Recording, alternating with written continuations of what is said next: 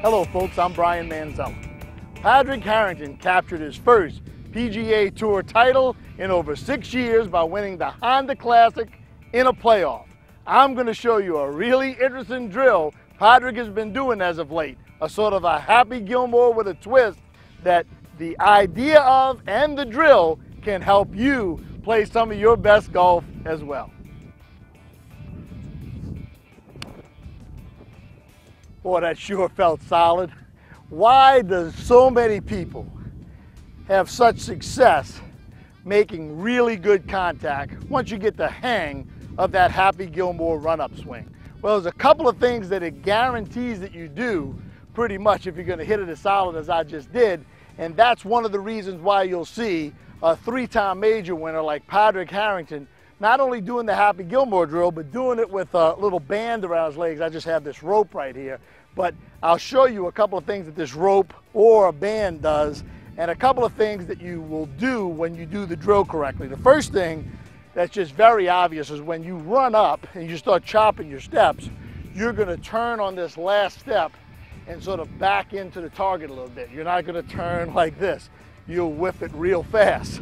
Well, when you back in, not only do you stay closed, which is a nice feeling right here when you start putting some torque on the club, but you're going to probably be about as left as you're ever going to be in the swing well before impact, which is what the best players do when they're playing their best. Now, what would Harrington be doing with a band around his legs? Well, what he's trying to do is he's trying to get his hips to spread out so he can really use the ground. And just like a band would do to him, this rope is sort of like holding my legs back. So when I would take the rope off right here, you'd see it's going to feel to me a million times easier to go wide and get those hips to rotate outward so that you can really use the ground and use all your muscles to put the club on the ball.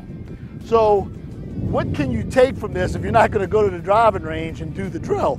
Well, you can do little mini versions of it. What I like to show people is just getting your normal setup, put your left foot up against your right, leave the club there, and go ahead and swing by stepping, put your foot back down about in the same place, and then hitting it.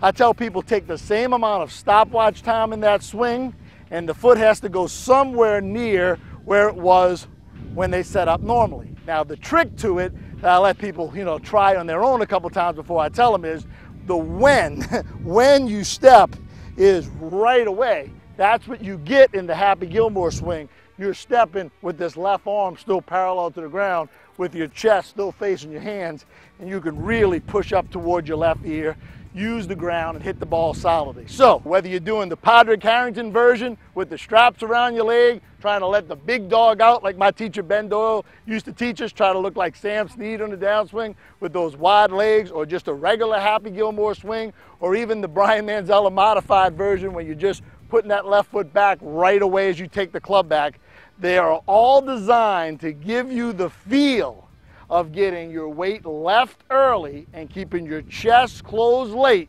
so that when you get that feel in your coconut and you apply it to your regular golf swing all the way through the bag, I am sure you'll be thrilled with the results.